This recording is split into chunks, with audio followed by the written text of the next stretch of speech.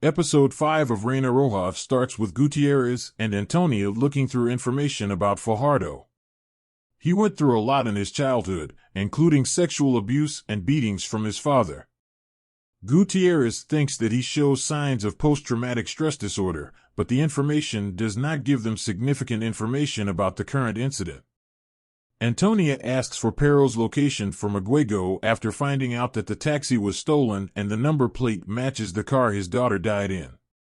While Parra and the team arrive at Ezekiel's countryside residence, Gutierrez gets a call from Thomas. He got fired from his job at the housing complex and has been helping them find more information on the taxi. He has CCTV footage of the taxi stopping at a gas station, but Antonia notices that the pump does not change, meaning that the driver did not fuel but wanted to be seen by the gas station's CCTV. Antonia is confident that Ezekiel has set up a trap for the police, and she asks Gutierrez to call Parra, but he does not answer. Antonia discovers the missing clues to help them understand the case.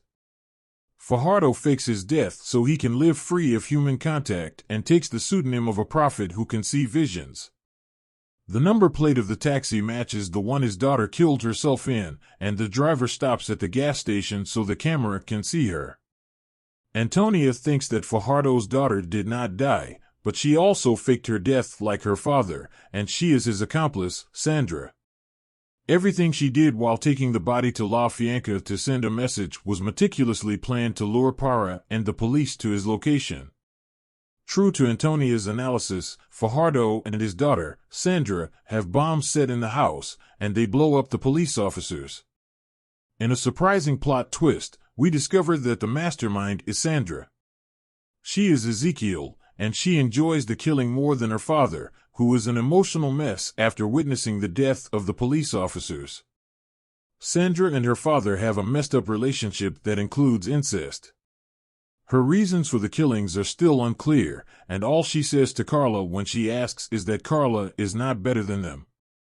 Gutierrez finds files about Mr. White in Antonia's tablet when she asks him to log in and tries to trace where Sandra and Fajardo bought the raw materials for the bomb. At first, she refuses to open up to Gutierrez about Mr. White, saying it is a personal matter, but she later takes him to see her son at school and tells him about Mr. White. Mr. White has the same abilities as her and is more intelligent by comparison, but he uses his abilities differently. He tried to kill her and put her husband in a coma, and since Antonia was in bad shape after the incident, her father got custody of their son. Even though Antonia has been investigating him for years, he is still a ghost, and people around her do not believe he exists.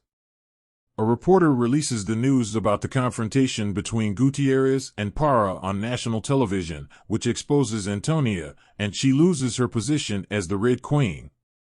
The mentor blocks her calls, and she loses access to the Red Queen Project base. The relationship between Gutierrez and Antonia is broken when she learns that Gutierrez knew that the reporter was after her, but he chose to keep it a secret.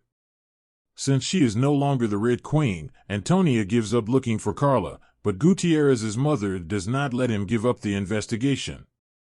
She encourages him, saying that the only bad thing he does is always following his heart, which means he is ultimately a good person.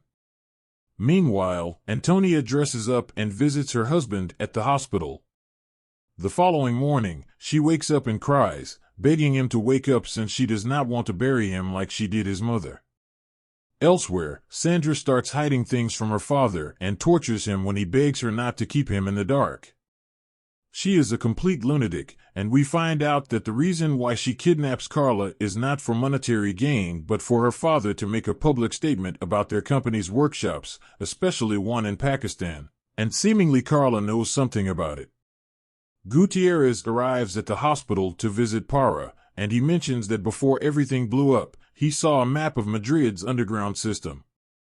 A red circle was on it, but he could not remember the location. Parra apologizes and thanks Gutierrez for showing up and makes him promise to kill Ezekiel once he finds him. Meanwhile, Sandra leaves with a gun in her purse and arrives at what looks like a hospital. She kills her way inside until she finds some children in class. Among them is Antonia's son, who is the only one who does not duck and hide under the table like the other children when they witness Sandra killing the teacher. The episode review. Now the series is just becoming a frustrating mess with overambitious writing that continues to add to the mystery without any signs of resolution to any of the questions the audience has had piling up since the first episode. Also, some scenes are so unrealistic. For example, Carla has been locked up in that room for days without food and water and still seems energetic enough to stand up and argue with Sandra. This episode adds another mystery to the list. Who is Mr. White? Is he in any way involved with whatever is going on? Also, if the Red Queen project is that influential, why can they not handle a simple reporter and instead decide to let go of their only ace in the game? Regardless, the audience looks forward to the next episode and would like to discover what happens to Antonia's son.